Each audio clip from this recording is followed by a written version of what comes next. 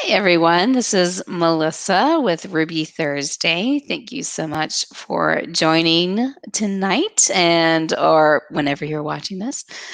It's going to be a short video today because a lot of things. Got to close my window again. It's been a long week. It's been that kind of week. I have to say I'm pretty tired. It's there's been good and bad. It's just been a long week. I am trying to struggle through a cold right now.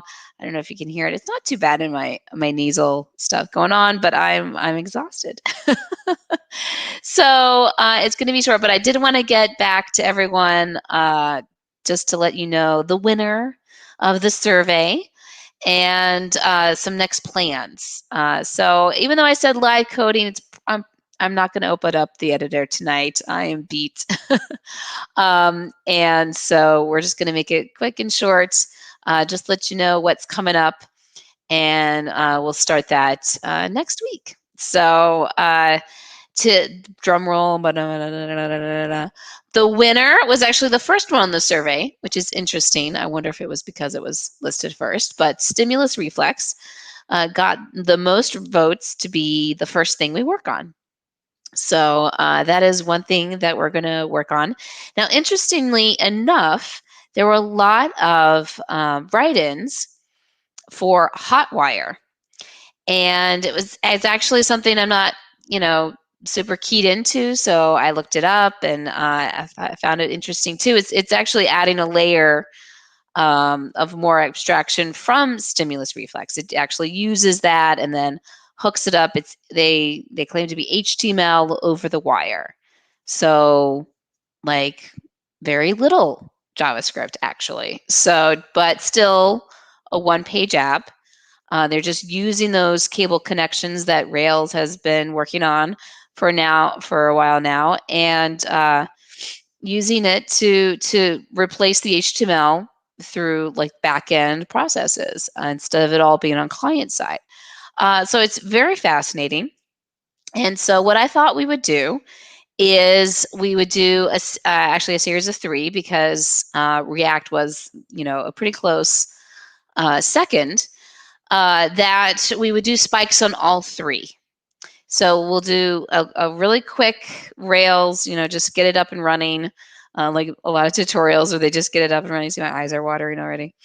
The cold. And so we're gonna just do a little Trello clone, just a little card with a description and adding more cards and having that be, a one-page app. See them come right up, not have to reload the page. And so we'll get that, and then we'll branch off and set up that instant loading, with the stimulus reflex, which is Rails response to all of these other frameworks, and just like basic, not basic, but limited JavaScript, right? And then we'll do Hotwire, which claims to be like even smaller amount of like JavaScript. And then we'll go ahead and do a React with Rails to see the differences, to see what all the differences are, the goods, the bads, all that jazz. So I expect it to take a month or two to do these 3 spikes and just to have fun and play with it. So that's the deal.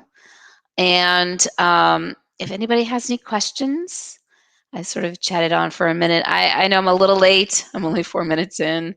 I may miss everyone because everybody sort of comes more like the 10-minute mark. But you can always watch for the 5 minutes. Oh, sounds great. Yay. Thank you. Thanks for the feedback. So I thank you for joining. Thank you for carving out a Thursday and clicking on the link and coming on. I didn't want to just cancel. I wanted to let everybody know. But I don't think I'd be like 100%, especially when like doing something pretty brand new tonight. So we're just gonna get started fresh. My eye again.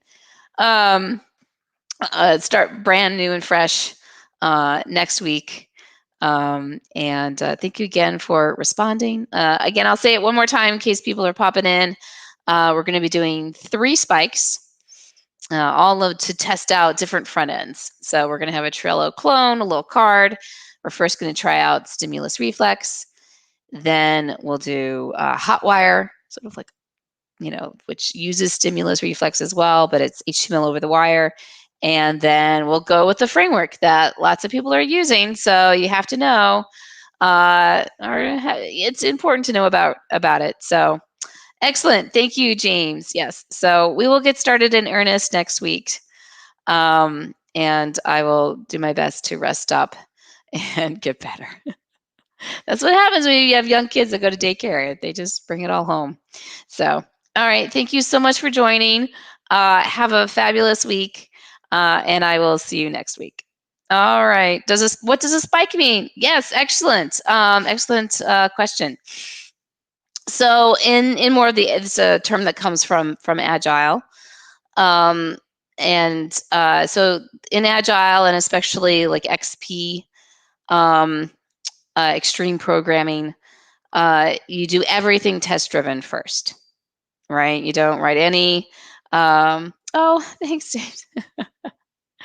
Thank you. Although I have to say that we had a bunny sleep outside under our playset all day. It was really cute.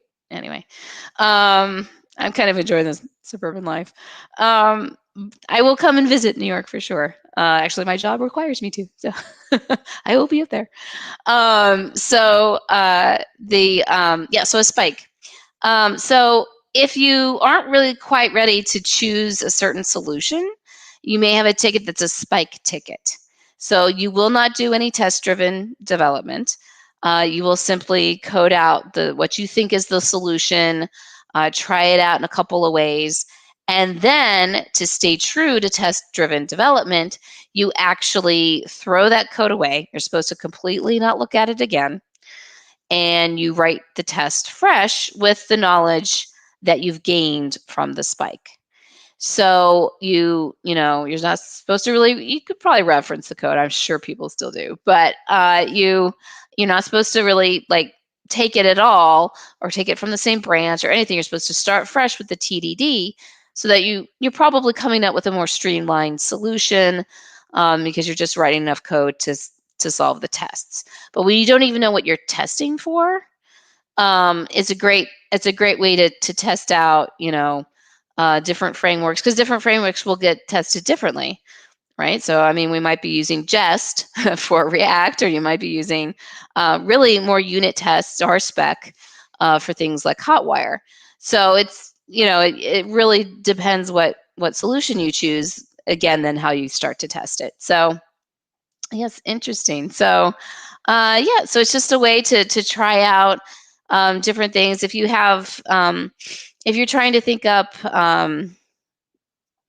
if you have no idea where you're going, you're taking a little spike in the ground and figuring out. I think that's where it comes from. You can. And so we're going to be doing it on front-end frameworks. So I think one of the decision makers, I saw Hotwire proclaiming a wheel. We have very small package size. See how fast it runs. So that may be something that's really important. A consideration, in the long term for whatever you're working on. If it's more important in other ways, or to have like your whole team already knows React, but you're trying to campaign for something new. This is also a way to sort of campaign for something new if you're on a team. I've seen folks say, hey, can I have like 3 days to spike out this solution using this library? Show you what I have, and then you can decide if the whole team is on board with this. That's also, I've seen team members do that. Say, hey, can I have this space to just try out something and see if it's worth the effort? Because sometimes you make huge decisions. I mean, a front end framework is kind of a huge decision that has long-lasting effects, and I was at a client for a while. They chose Angular to begin with, back when it was really like neck and neck. like who's going to win. And then React kind of pulled ahead as a front end framework. So then a whole new section of their code started to be written in React, and then we had this old Angular app to kind of maintain.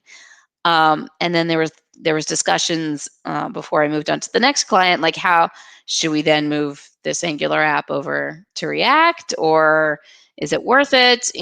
These conversations come up for, hopefully your app lasts, over 5 years or so when everything starts to change and get new. And so that's an excellent way to try something new without making a huge decision about it. Um, so that's what we're going to do, as if we were to make a Trello clone from Fresh, and we haven't decided what front end to use. I am excited about Hotwire. I actually think if it is that claims to be what it is, then I could see liking it more as a Rails developer who really enjoys backend more than front end frameworks, to be honest. So, but it's a way to have all those front end quirks. So, but again, if you need something a little jazzier, it does say that you may need a little bit of JavaScript here and there. So, if you want something really fully using the modern browser for what it is, you may have to go with React, so because that's their focus. So we'll see what it is. We'll see how it goes.